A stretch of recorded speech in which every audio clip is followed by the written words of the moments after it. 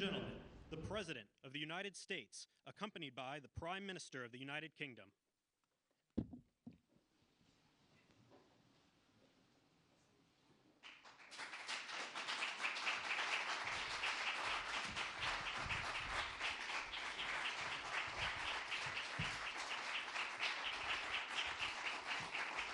Thank you very much. Thank you very much. Great honor. Today it's my privilege to welcome the Prime Minister of a very special place, the United Kingdom, to the White House. Prime Minister Starmer, you've been terrific in our discussions. You're a very tough negotiator, however. I'm not sure I like that, but that's okay. Very, very special person. The Prime Minister and I have gotten off to an outstanding start. The U.S. and U.K. have a special relationship, very special, really like no other, passed down through the centuries, and we're going to keep it that way. We're going to keep it very strong as it is. Very importantly, I was just notified by letter from King Charles that he's extended through the Prime Minister a historic second state visit to the United Kingdom.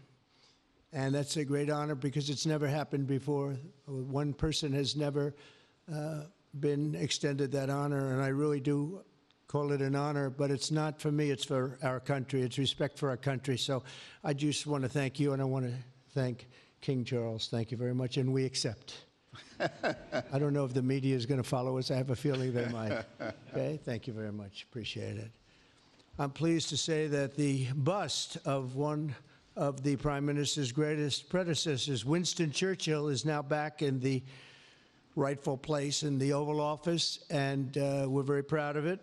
Our meeting today and the various breakout sessions we had were tremendously productive. Most importantly, I provided the Prime Minister with an update on our efforts to end the bloody and horrible war in Ukraine with Russia, which would never have happened if I were president. That was not going to happen. I promise you that. After 3 years of hellacious conflict, approximately 1 million Ukrainians and Russians have been senselessly killed, but the number, I believe, is much higher than that. Countless schools, hospitals, towns, and beautiful ancient churches have been absolutely obliterated. To begin the process of ending this spiral of death, I had historic back-to-back calls with President Putin, very successful calls, I might add, and President Zelensky, and my team also spoke with the Secretary General of NATO on numerous occasions, and we're working very hard to get that war brought to an end. I think we've made a lot of progress, and I think it's moving along pretty rapidly. And I want to thank all of the people that are here that have been working on it. And we'll let you know what happens. It'll either be fairly soon or it won't be at all. In addition, this week I met with President Macron of France, as you know, and held talks with members of the G7.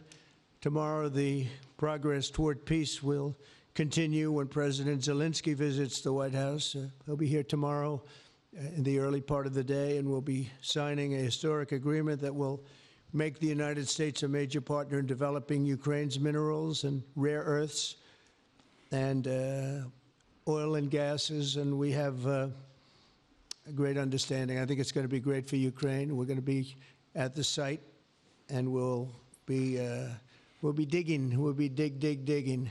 Dig we must.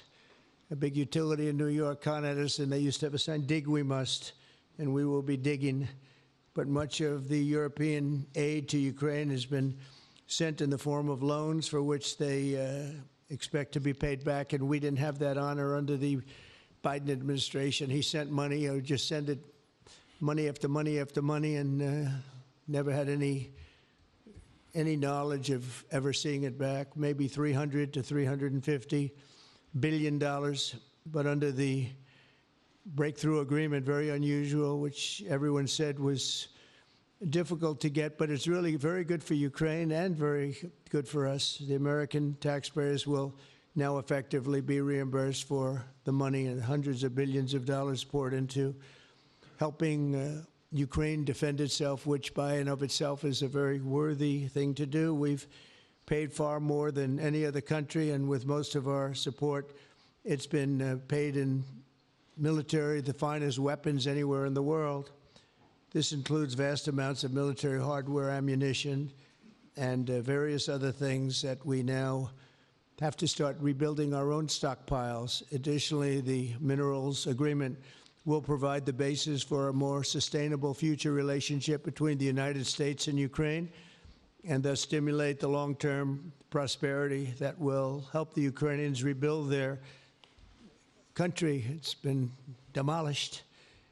And the ruined infrastructure. The infrastructure, as you know, is in very bad shape. In just over 1 month, our administration has already achieved more progress toward peace than years in the other administration where they did nothing toward peace. They didn't understand what was happening. Our approach is basically common sense. As I said, so many of the things that we do are based on common sense. If you want peace, you have to talk, both sides. As I discussed with Prime Minister Starmer, the next step we're making is toward a very achievable ceasefire. We hope that that can happen quickly, because thousands of young people, in this case, we're not talking about Americans, we're talking about Ukrainians and Russians are being killed every week, thousands.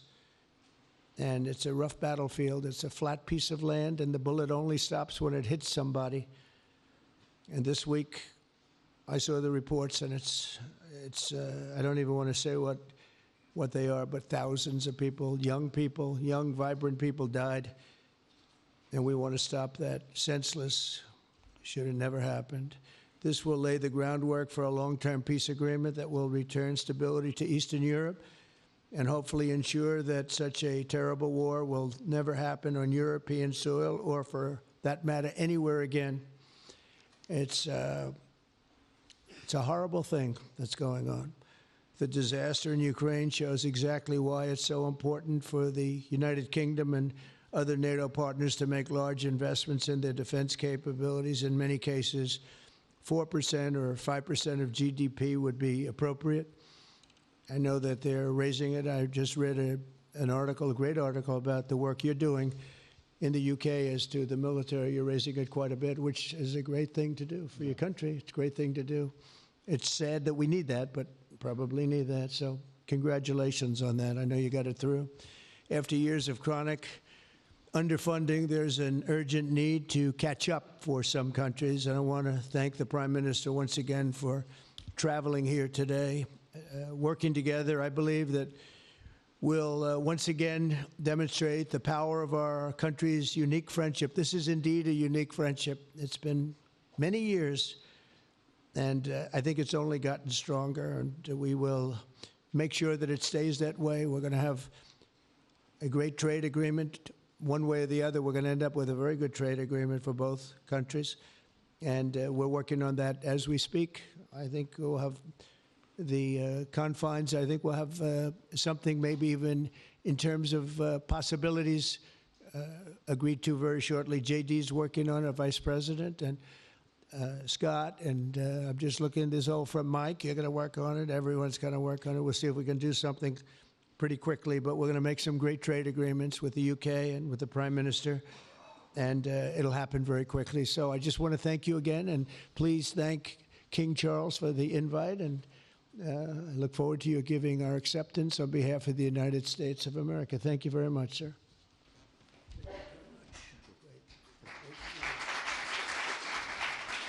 Thank you. Well, thank you very much, Mr. President. Thank you for your hospitality. Thank you for your leadership. This has been a very good and very productive visit. And with your family roots in Scotland and your close bond with His Majesty the King, it's good to know that the United Kingdom has a true friend in the Oval Office. And it was so good to see the bust of Winston Churchill back in its rightful place just a moment ago. But look, in a moment of real danger around the world, this relationship matters more than ever. We remain each other's first partner in defence, ready to come to the other's aid, to counter threats wherever and whenever they may arise. No two militaries are more intertwined than ours. No two countries have done more together to keep people safe. And in a few weeks, we mark VE Day, the 80th anniversary of victory in Europe. Britain and America fought side by side to make that happen. One of the greatest moments in our history. We stand side by side still today, and we're focused now on bringing an enduring end to the barbaric war in Ukraine. Mr. President, I welcome your deep and personal commitment to bring peace and to stop the killing. You've created a moment of tremendous opportunity to reach a historic peace deal, a deal that I think would be celebrated in Ukraine and around the world. That is the prize. But we have to get it right. There's a famous slogan in the United Kingdom from after the Second World War. That is that we have to win the peace. And that's what we must do now. Because it can't be peace that rewards the aggressor or that gives encouragement to regimes like Iran. We agree history must be on the side of the peacemaker, not the invader. So the stakes, they couldn't be higher. And we're determined to work together to deliver a good deal. We've discussed a plan today to reach a peace that is tough and fair, that Ukraine will help shape, that's backed by strength, to stop Putin coming back for more. I'm working closely with other European leaders on this, and I'm clear that the UK is ready to put boots on the ground and planes in the air to support a deal, working together with our allies, because that is the only way that peace will last. Mr. President, in this new era, you're also right that Europe must step up. And let me tell you now, I see the growing threats we face, and so the UK is all in. This year we'll be giving more military aid to Ukraine than ever, and just this week I've set out how we're shouldering more of the security burden. We're already one of the biggest spenders in NATO, and now we're going much further, delivering Britain's biggest sustained increase in defence spending since the Cold War. This isn't just talk, it's action, rebalancing the transatlantic alliance, making us all stronger, and standing up for our shared values and shared security, as Britain always has. And Mr. President, it's no secret we're from different political traditions, but there's a lot that we have in common. We believe it's not taking part that counts. What counts is winning. If you don't win, you don't deliver. And we're determined to deliver for the working people of Britain and America, who want and deserve to see their lives improve. So we're both in a hurry to get things done, and that's what the UK and US do when we work together. We win and we get things done. So we'll do what it takes to keep our people safe. We'll also work together to deliver some big economic wins that can benefit us both.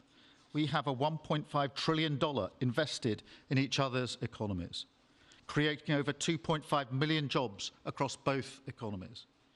Our trading relationship is not just strong, it's fair, balanced, and reciprocal.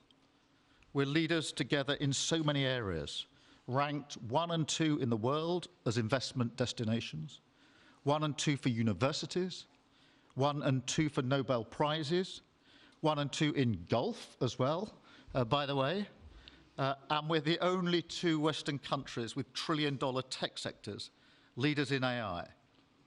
And look, we take a similar approach on this issue. Instead of over-regulating these new technologies, we're seizing the opportunities that they offer. So we've decided today to go further, to begin work on a new economic deal with advanced technology at its core. Look, our 2 nations together shaped the great technological innovations of the last century. We have a chance now to do the same for the 21st century. I mean, artificial intelligence could cure cancer. That could be a moonshot for our age. And that's how we'll keep delivering for our people. There are so many opportunities. Keep our nation strong and fulfill the promise of greatness that has always defined this relationship. Finally, to underline the importance of this bond. It was my privilege and honour to bring a letter with me today from His Majesty the King, not only sending his best wishes, but also inviting the President and the First Lady to make a state visit to the United Kingdom, an unprecedented second state visit. This has never happened before. It's so incredible, it will be historic. And I'm delighted that I can go back to His Majesty the King and tell him that President Trump has accepted the invitation. So thank you. Our teams will now work together to set a date, and we look forward to welcome you in the United Kingdom. Thank you once again. Thank you very much. What a beautiful accent. I would have been president 20 years ago if I had that accent. Thank you very much.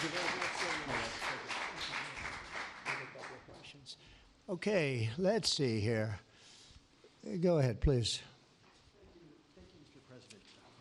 Earlier today, you told me that you believe that foreign countries pay tariffs, but Americans who are concerned about higher prices believe, as most people do, that they're paid by consumers and importers when they import things into this country. Can you explain how you came to this belief that foreign governments are paying tariffs? And for the Prime Minister, did you discuss with President Trump his repeated statements of desire to annex Canada? And has the King expressed any concern over the President's apparent desire to remove one of his realms from his control? So I'll go ahead. The first part, the tariffs are necessary because we've been treated very unfairly by many, many countries, including our friends, friend and foe. But we've been treated very unfairly in trade at levels that nobody's really ever seen before, and especially under the Biden administration, they really took advantage of the United States.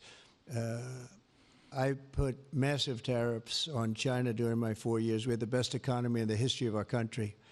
Probably the best economy, maybe the best economy in the history of the world. And I used tariffs to even things up. And in particular with China, we took in hundreds of billions of dollars and we had no inflation.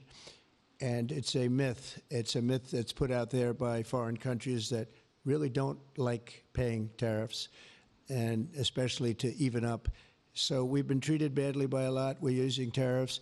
And I find, and you just have to look at the numbers, but I find that it's not about inflation, it's about fairness, and the inflation for us has not existed, and I don't think it's going to exist. We're going to bring our car industry back, we're going to bring our chips back, we're going to bring so many things back to our country, including pharmaceuticals and drugs, and the thing that's going to get us there is tariffs. And I say often, it's my favorite word in the dictionary, but I always preface that by saying now, because I got into a lot of trouble with the fake news where they say that's not good, so I say God, love, family, wife, they're all my favorite words, but tariff is about number 4 or 5 on the list. But I will tell you, it's going to make our country rich, and it's going to stop us from being a laughing stock all over the world, because we have been taken advantage of like no country has ever been taken advantage of. Thank you very much. And look, we had a really good discussion, a productive discussion, a good discussion, as a result of which our teams are now going to be working together on an economic deal. Our teams are going to be working together on security in Ukraine. You mentioned Canada. I think you're trying to find a divide between us that doesn't exist. We're the closest of nations, and we had very good discussions today, but we didn't discuss Canada. Thank you. Please. Go ahead. Go ahead. Yes. Thank you. Hi, Natasha Clark from LBC. Mr. President, you've said you're working on a new trade deal with Britain, which we of course welcome. President Obama once said Britain was at the back of the queue for that trade deal. Where are we now? When do you think we're going to see that? And Prime Minister, the BBC has today admitted serious flaws over the recent Gaza coverage, suggestions of payments made to people linked to Hamas. Does the BBC still have your trust? Thank you. Well, they didn't do well with President Obama. He'd never got a lot of things done, and he didn't get a trade deal done that was of any importance or magnitude. We have we've had great discussions on trade, and I think we're going to have a deal done rather quickly as it can be done. We're going to have something, I think, rather quickly. We expect to do that. Okay? Please. On the BBC, look, I've been concerned about the programme in question. The Secretary of State had a meeting with the BBC. I think it was yesterday, it could have been the day before. Thank you. Jeff, go ahead. Thank you, sir. Pardon me. Mr. President, do you support Article 5 of the NATO treaty? And are you concerned that it might be triggered if European peacekeeping forces end up in Ukraine? I support it. I don't think we're going to have any reason for it. I think we're going to have a very successful peace, and I think it's going to be a long-lasting peace. And I think it's going to happen hopefully quickly. If it doesn't happen quickly, it may not happen at all.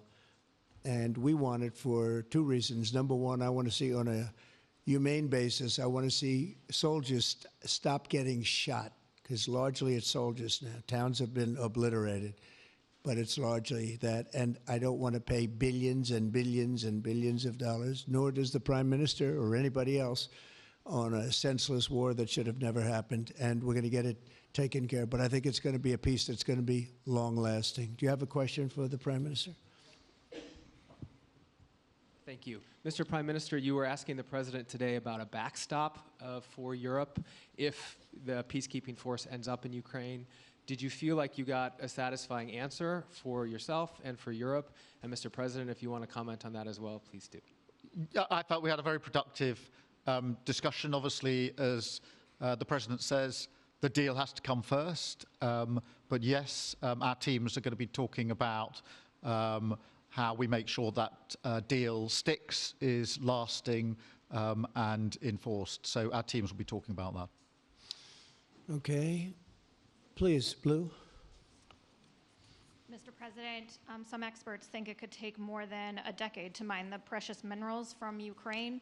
How much should the U.S. expect to receive, and when do you expect to see that come to fruition? Well, we're never going to know that answer, but by our being in Ukraine and doing the exploration and also the digging and taking the rare earth, which we need in our country very badly, we'll be doing a substantial amount of work, probably about at least what we have in there, and we hope to be able to do that. You never know when it comes to that. You know, you dig and maybe things aren't there like you think they're there, but we'll be spending a lot of time there. It'll be great for Ukraine. It's like a huge economic development project, so it'll be good for both countries. Okay? Please. Prime Minister, excuse me, Prime Minister, you've talked about putting British soldiers' boots on the ground in Ukraine in the event that President Trump succeeds with his peace deal. But can you do that without a firm assurance that America will have our back in the form of some kind of security guarantee were Putin to breach that agreement? And Mr. President, tomorrow you're seeing President Zelensky to sign this deal on minerals and energy that could be hugely important to the United States. Will you take the opportunity to apologize to him for calling him a dictator while praising Vladimir Putin, who is a dictator? Well, Robert, let me start by saying I've been really clear today and previously that I think that European countries, including the United Kingdom, need to step up in our own defence and security. We've been doing that in recent days. You saw the announcement we made on spending just the other day. In addition to that, I've made it clear that the United Kingdom will play its full part in ensuring that if there's a deal, and we hope there is a deal in Ukraine, that is a lasting deal that sticks. And we're obviously working with other European countries on that, France and NATO in particular. But I think I'm hosting 18 countries on Sunday to further our discussions. You heard from the President this morning that, you know, as historically has always been the case, we have each other's backs. And today we've been talking about the deal, how that will be a lasting deal. And coming out of this, our teams will now be talking in detail about that. And I think we're going to have a very good meeting tomorrow, 11 o'clock. And I think we're going to have a very good meeting tomorrow morning. We're going to get along really well, okay? We have a lot of respect. I have a lot of respect for him. We've given them a lot of equipment and a lot of money, but they have fought very bravely, no matter how you figure it. They have really fought. Somebody has to use that equipment, and they have been very brave in that sense. Yeah, please, go ahead. The ceasefire deal is nearing an end this Saturday, and there's been some worry that phase 2 might never get there. Do you believe that phase 2 of the ceasefire in Gaza will come to fruition? And have you spoken to Netanyahu about it? And for the Prime Minister, this peacekeeping deal has been pushed forward by the UK and France as well. Have you been in discussions with any other European countries to join this initiative? And are you expecting Commonwealth countries to also join the effort? Thank you. So we're working very hard in the Middle East and Gaza and all of the problems, and it's been going on for years and years and centuries and centuries. It's a tough neighborhood, but it could be a very beautiful neighborhood, and I think we're going to come up with some pretty good solutions. But phase 1 is almost complete. We've had some people that have been very seriously injured, very seriously hurt, both physically and mentally. They've come out of there and some of them in very, very bad shape. It's shocking. Many young people aren't in bad shape. Young people are strong, healthy. They don't die. People have come out dead, young people and old people. It's a rough situation, but I think we're going to make it much better, and I think that we've had a huge impact on that since we've been in just the 4 weeks. I think we've had a huge impact on Gaza, the Middle East, and we have some pretty good talks going on concerning lots of other people that are going to make it better. So we'll see what happens. Nobody really knows, but we'll see what happens. But I think we've had a very positive impact. Prime Minister? Yeah, on the question of the European countries, yes, I've spoken to a number of countries, particularly in the last few weeks. We had a meeting in Paris last week. I've got a meeting on Sunday with 18 countries to further our discussions. Obviously, we've been talking quite intensely to our French colleagues and to NATO, but to other countries as well, because, as I say, I think it's important for European countries, including the United Kingdom, to step up and do more in the defence and security of Europe and our continent and the United Kingdom, and we'll do so. Well, we're talking to a number of other countries. Thank you. Yes, in the red, please. Pink red, flaming red. Is it me or her? Go ahead. Okay, thank you, Mr. President. A question on Ukraine. Number one is, if you're not considering the security guarantees, are you open to other forms of, for example, intelligence cooperation with Ukraine? And Mr. Prime Minister, President Trump has proposed a plan for Gaza. Does this fit into the two-state solution that the UK held for a long time? Do you see it fit into your general Middle Eastern strategy? Thank you so much. Yeah, thank you very much. We're open to many things, but before I even think about that, that's almost pleasant to think about because that would mean that peace has been arrived at. We have to arrive at that peace. And, you know, you went 3.5 years with an administration that never even really had a meeting. They didn't have a meeting on peace.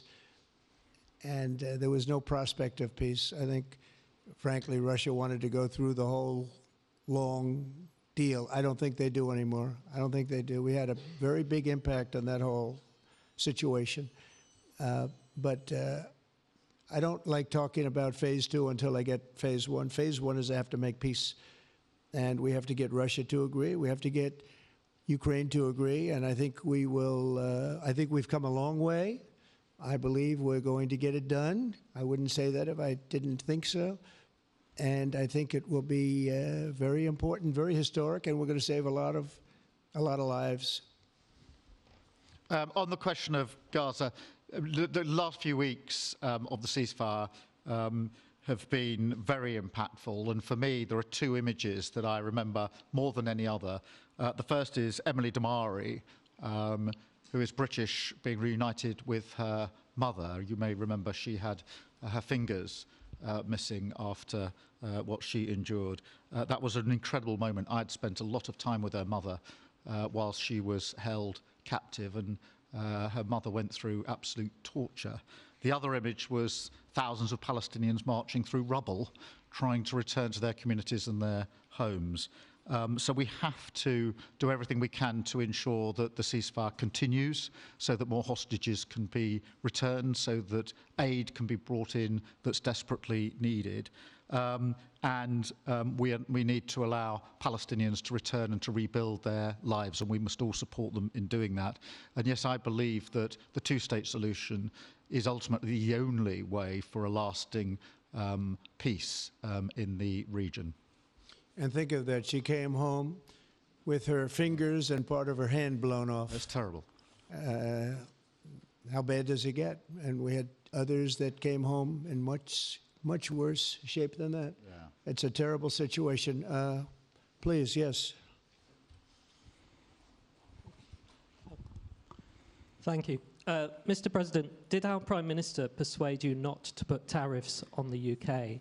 And if I may, Prime Minister, do you think that Vladimir Putin is a man who will keep his word? Thanks. He tried. He was working hard, I'll tell you that. He earned whatever the hell they pay him over there. But he tried. I think there's a very good chance that in the case of these two great friendly countries, I think we could very well end up with a real trade deal where the tariffs wouldn't be necessary. We'll see, but he earned whatever they pay him. He earned today. He was working hard at lunch, and I'm very receptive to it. I think in all fairness, in all seriousness, I think we have a very good chance at arriving at a very good deal. JD and Scott and Howard, all the people are working on it, and I think we have a good chance at arriving at a deal that could be terrific, really terrific for both countries. Okay, thank you. On the second part of the question, I think my views on Putin are pretty well rehearsed and pretty well known. My concern is that if there's a deal, and I hope there is a deal, that it must be a lasting deal, that it's not a temporary measure. And that is why I think it's really important that Putin knows that this deal, a historic deal, which I very much hope comes about, is there, and it's a lasting deal. And that we're able to deal with any inclination he has to go again or go further. I think we'll have two deals. I think we'll have a deal on ending the war, and I think we're going to end up with a great trade deal with you. And it's an honor to be with you, and I want to thank everybody very much. Thank you very much. Thank you. Thank you very much.